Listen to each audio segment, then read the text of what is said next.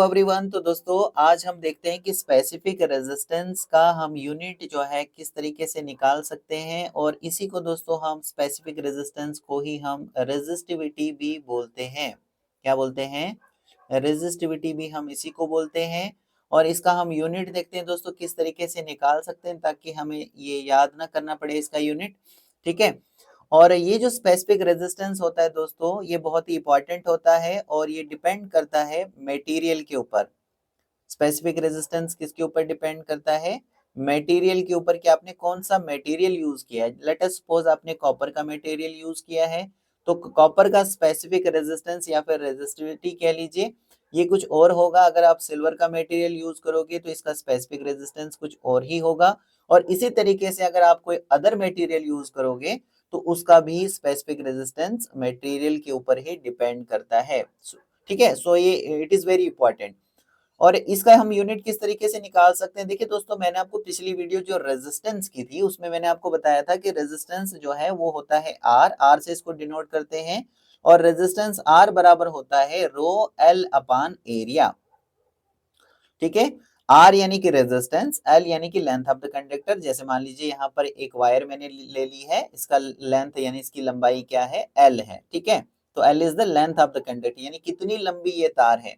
और ए हो गया दोस्तों कि एरिया इसका कितना है, यानी कितनी मोटी तार आपने यूज की है। जैसे कि घर पे आप यूज करते हो छोटी तार, अगर आपको बल्ब वगैरह जलाने होते हैं, और कोई उससे मोटी तार आप यूज करते हो जब आपको कोई हैवी लोड जो है चलाना होता है। ठीक है। तो ए क्या है हमारे पास? एरिया ऑफ द वायर है।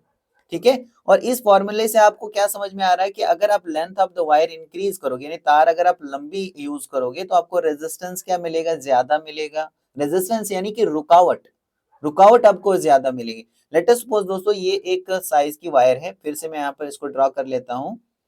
जैसे दोस्तों रेजिस्टेंस होता है आर बराबर रो एल अपान एरिया।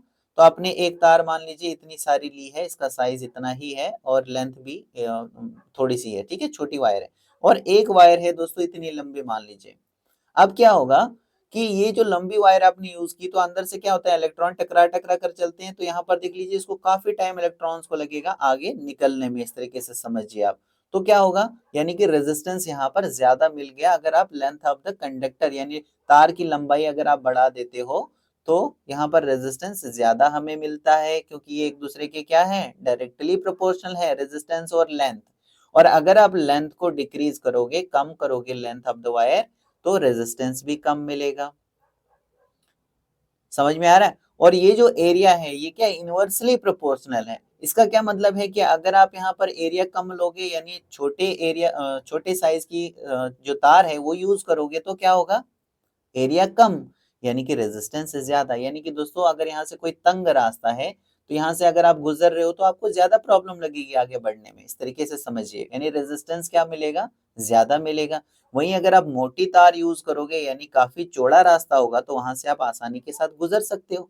इसके कहने का मतलब क्या है कि अगर एरिया जो तार का है वो आप मोटी यूज करोगे, मोटी तार यूज करोगे, यानी एरिया आप बढ़ा दोगे यहाँ पर, तो क्या होगा, रेजिस्टेंस घट जाएगा। रेजिस्टेंस घट जाएगा, इट मींस करंट आपको आगे अच्छी मिलेगी। ठीक है दोस्तों, इतना क्लियर हो गया। अब यहाँ पर दोबारा से मैं फॉर्मूला लिख लेता हूँ। रेजिस्टेंस आर बराबर होता है रो एल अपान एरिया। और ये जो रो होता है दोस्तों, ये ही बहुत इंपॉर्टेंट होता है। इस रो को हम क्या बोलते हैं? रो को हम बोलते हैं स्पेसिफिक रेजिस्टिविटी। स्पेसिफिक रेजिस्टिविटी या फिर स्पेसिफिक रेजिस्टेंस कह लीजिए। ठीक है। और इसी की वैल्यू हमें निकालनी है, यानी इसी का हमें एसआई यूनिट निकालना है। ठीक है। ये बहुत इंपॉर्टेंट होता है दोस्तों। देखिए, लेंथ हम इंक्रीज या फिर डिक्रीज कर सकते हैं, एरिया भी हम कम या ज्यादा कर सकते हैं अपनी नीड्स के मुताबिक। जैसे हमें करंट ज्यादा चाहिए तो एरिया हम ज्यादा बढ़ा लेंगे, करंट कम चाहिए तो उसी हिसाब से हम जो वायर है वो यूज करेंगे, उसका साइज हम कम ले लेंगे। लेंथ भी हम अपने हिसाब से देख सकते हैं कि कितनी लंबी हमें तार यूज करनी है। ठीक है। तो ये यहाँ पर क्या होगा, कम ज्यादा हम कर सकते हैं। लेकिन ये जो रो की वैल्यू होती है दोस्तों, ये मटेरियल के ऊपर डिपेंड करती है। ठीक है।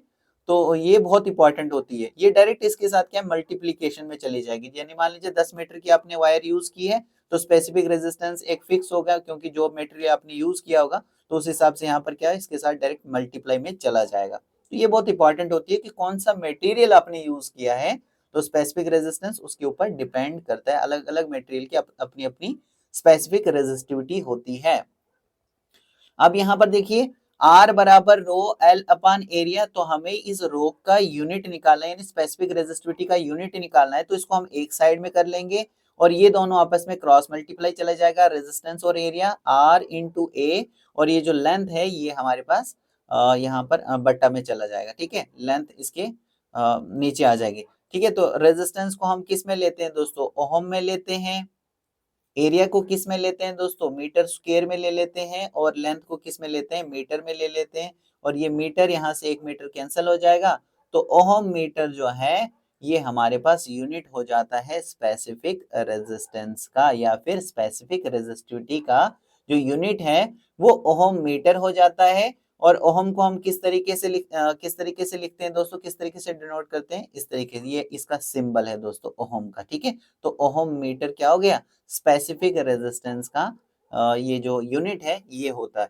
तो इस तरीके से बड़े ही सिंपल तरीके से मैंने आपको पूरा एक्सप्लेन करके बताया कि किस तरीके से हम इसका यूनिट निकालते हैं। फिर से मैं एक बार बता रहा हूं आपको, देखिए फॉर्मूला होता है रेजिस्टेंस का R बराबर रो L अपान एरिया, यानी लेंथ अपान एरिया।